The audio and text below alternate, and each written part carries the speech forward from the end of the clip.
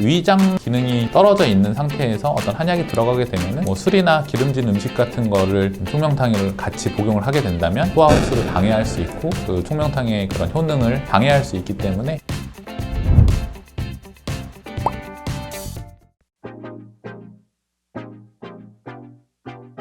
한약 먹으면 간이 안 좋다 이런 얘기들도 많이 하는데 한약이건 양약이건 사실 우리 몸 안에서 흡수를 시키게 될 때는 다 간이 역할을 하게 되고 간 기능이 떨어져 있거나 그런 때는 타이레놀을 먹어도 간 수치 확 오르거나 이런 경우들도 되게 많이 있거든요. 위장 기능이 떨어져 있는 상태에서 어떤 한약이 들어가게 되면 소화시키지 못해서 일어나는 일들이 일어날 수 있으니 소화 기능이 떨어져 있거나 아니면 궤양이나 위염 같은 게 있는 경우에는 그런 총명탕을 먹었을 때 좀 힘들 수 있고요. 막 가슴이 답답한 그런 증상들이 있을 때 이제 해수가 있거나 기침이 있거나 목 넘김 때 껄끄러운 느낌이 있는 분들은 총명탕 먹을 때 부작용들을 호소할 수도 있습니다. 총명탕을 먹자는 건 최상의 컨디션에서 어떤 시험이든 어떤 중요한 행사를 잘 이끌어 나가자라는 건데 한약이 최대한의 효과를 발휘할 수 있는 몸 상태를 먼저 만든 후에 총명탕을 드시는 게 좋은 효과를 내실 수 있습니다.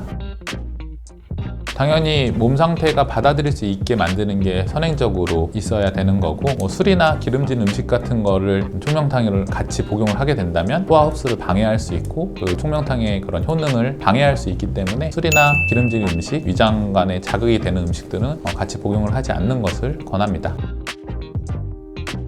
한약에 대한 오해에 대한 얘기일 수 있을 것 같은데요. 이제 한약 중에 오히려 하수오 같은 경우에는 머리 검게 해준다라고 해가지고 하수오가 포함된 건강기능식품을 만들어가지고도 많이 팔리고 탈모에도 응용이 되는데 사실 한약이라는 범주로 해서 오해가 사실 엄청 많아요. 그러니까 한약 먹으면 살찐다. 근데 한약 먹으면 살찐다라는 게 조금만 생각해보면 다이어트 한약이라는 것도 있거든요. 그러니까 한약 중에 어떤 것들은 살이 찌는 게 있죠. 그러니까 예를 들면 우리가 예전에 어렸을 때 몸이 허약한 애들은 녹용이 포함된 그런 한약들을 많이 지어다 먹었단 말이죠. 몸이 좋아져서 원래 음식을 안 먹던 애들이 음식을 잘 먹어서 살이 붙는 것을 옆에서 보고 한약 먹고 살찌네? 이런 얘기들이 퍼지면서 한약은 먹으면 살이 찐다라는 오해가 생길 수 있는데 소화 기능이 안 좋은 거를 고쳐서 소화를 흡수시켜주는 것이지 사실 한약 자체가 칼로리가 높아가지고 살이 찌게 만드는 거는 전혀 아니거든요. 한약을 먹으면은 간이 안 좋아진다. 이거는 한약 중에서는 오히려 간을 좋게 해주는 그런 효능을 가진 한약들도 굉장히 많이 있습니다. 간을 더 좋게 만드는 그런 효능을 있는 한약재들을 모아서 시효소간탕이라든지 토시효탕이라든지 이런 것들은 사실 간을 더 좋게 만드는 그런 약들도 있는 거거든요. 너무 일반화를 많이 시켜가지고 한약이라는 범주를 딱 정해놓고 한약 먹으면 살쪄, 한약 먹으면 몸이 안 좋아져, 한약 먹으면 간에 독성이 생겨 이런 식으로 범주를 일반화시키는 게 사실은 조금 안타까운 그런 일들이 좀 있습니다.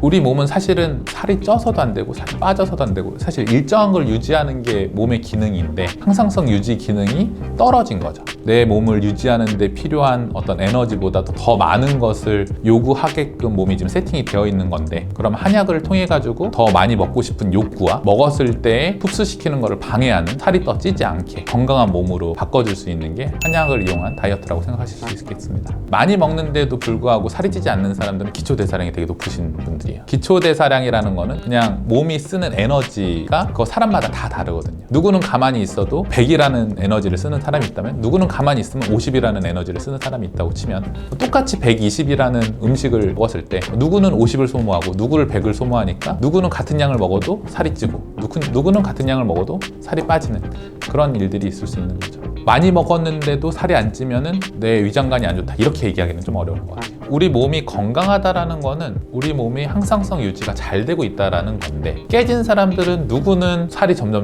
찔 것이고 누구는 살이 점점 빠질 것이고 둘 다 사실 극단으로 갈수록 이거는 건강하지 않은 거거든요. 그런 것들을 내 몸의 적정성과 항상성을 유지하는 거를 도움을 주는 게 한약일 수 있다 이렇게 정리할 수 있겠습니다.